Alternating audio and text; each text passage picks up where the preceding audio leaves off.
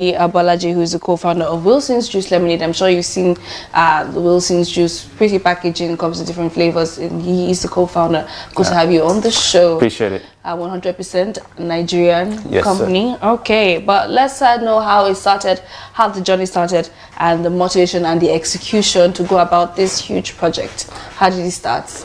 We just started with a desire to just be different, do something different, add some value. I was a professional football player. My partner played basketball in university, and when we came back to Nigeria, we just couldn't find natural alternatives to the fizzy stuff. And we thought there was an opportunity. We started with orange juice, then we started doing other drinks, and by the time we hit on lemonade, people just really loved the lemonade. So we started on the university campus. We were doing it by hand. We were walking around picking up old plastic bottles to now like upgrade into recycled bottles. And one of our mentors just said we should get NAFTAC. Went for NAFTAC. It took us about 2 years, starting from scratch. Started with about 2009. And then we had 11 people squeezing lemons, limes, making lemonade by hand. We built up a factory over about a couple years, 2.5 years. Got NAFTAC, and just been growing the business since. Okay, so why lemon? There's mango. I just thought I love mango juice all of a sudden. There's mango, there's pineapple, there's watermelon. Why lemon?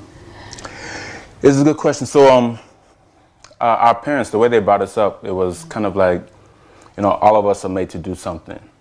And I didn't know it. Just recently we found out it's like this, create, don't compete. So they didn't tell us that when we were younger, but it was kind of like, look, find your lane, find where you be special, and dominate there. So they never let us, play just to have fun. It's always like, there's a competition, you want to win. So when we saw what was currently being done, there were orange juice, there was mango, there was pineapple, guava. So we were looking at, what is nobody else doing? Like, let's find our own game. Let's create our own game. And then let's dominate at the game that we create. So it's kind of like, just create, don't compete. So we saw something that nobody else was doing, and we said, let's go there. Okay. Why? It could have been a different industry. Why this?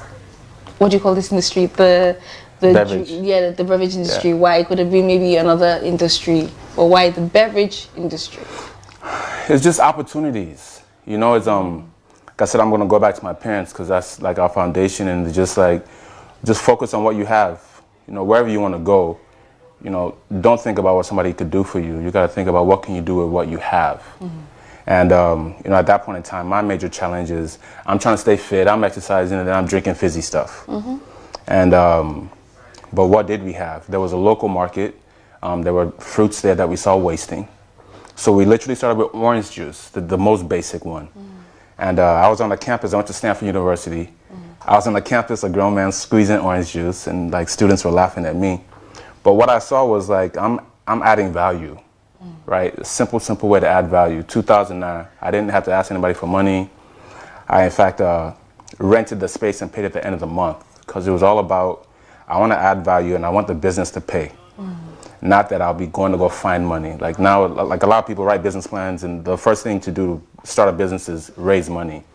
And we just weren't brought up that way. It's just, first thing to do is add value, and money will chase you by the time you're adding value. So the beverage space wasn't necessarily planned out. It was actually an offshoot. The first business I tried to do, I failed at. Everyone's failed at one business or the other. I failed miserably at that business. I didn't understand Parawalola. Just means I'm not paying you today. I thought it actually meant come collect money tomorrow. And I learned the hard way that tomorrow just keeps on being tomorrow. And then, so it was, the beverage was just an opportunity that was, we saw space, we saw an opportunity, and it was something that we could execute on now. Okay. As opposed to. Where did the name Wilson come from? We're probably Nigerian. And we also wanted to be on the shelf anywhere that it wouldn't, like, you should read it and say, oh, wow, and these are my people. Not, first thing is that's Nigerian, and then we wanted just off of merit, off the rips. So we actually, my co-founder happens to be like one of the most creative people that you'll know. And me, I'm more of an operations execution guy. So as a team, I was thinking about how do we make it better, how do we make it faster, what's the formulation? He was thinking what could capture people's imagination. So we went to the stage of, we had 5, 6 different names. Abolaji is our surname. And I was like, man, we could honor mom and dad with Abolaji. It was like, well, we're trying to build a business. It's right? a family business. It's not a family business, intentionally. We talk about it like we're a team. We're not a family. So we have a very particular culture that we're trying to build, that we're trying to instill in our company, right? Talk about more about that later. But so the name is a business. It's not a family thing. So that's why Abolaji was out the picture. Okay. And it had to be something that was very easy to pronounce. And we're thinking, like, again, start with 2009, but we're thinking, hey, we want to be everywhere in the world. So it has to be something very simple. You can pronounce it. Wilson's, 2 syllables. We looked at Coca-Cola. Like, we did a bunch of research. Kind of synced. Had a few names. And then one of my closest mates from New Zealand happened to be a guy, Mike Wilson. He came to visit me while we were building the factory. We were sleeping on the floor. He got all red within 2 days in Nigeria, a white guy, got all red. And it was like he ate fufu with me, didn't complain once, left after 2 weeks. And it was like, so we had 5, 6 names anyway. And it just kind of really struck me like what we're trying to do is we're creating value from almost nothing. We don't complain. Every situation that Nigeria throws us, we're trying to find, okay, and how could this move us forward? Okay, so opportunity. Okay. Because so we of just time, the name. what's future plans of the company, and the other plans to have other products besides the Wilsons lemonades? Yeah, so first we're trying to dominate the lemonade space. We really believe in focus, going very, very deep, establishing deep roots, and then expanding from there. So we still have a lot of work to do with the lemonades in general. However, within that, we have a few brands. We have a low-cost brand that we're providing a natural alternative to fizzy at the same price points. So we're trying to just make healthier living easier for the masses. We have a fun brand in Chooks that has some cocktails. And then we still have a lot of work to do with the Wilson's brand. Okay, we know you love of books. Any personal recommendation for young entrepreneur? Books? Yeah. Oh, wow. Love reading. Okay. Books. There's a few books that anybody who wants to go into business should probably be reading. You start with Cash Management by Dalton, Powerful by Patty McCord, The Goal by Goldthwait, The Great Game of Business. Anybody who's doing business in Nigeria probably should read Meditations, Marcus Aurelius. It's just a real way of finding a way forward out of anything and understanding that challenges will come, and that's part of life. Okay. Yeah. If you aren't doing this business, what else will you be doing? Another business.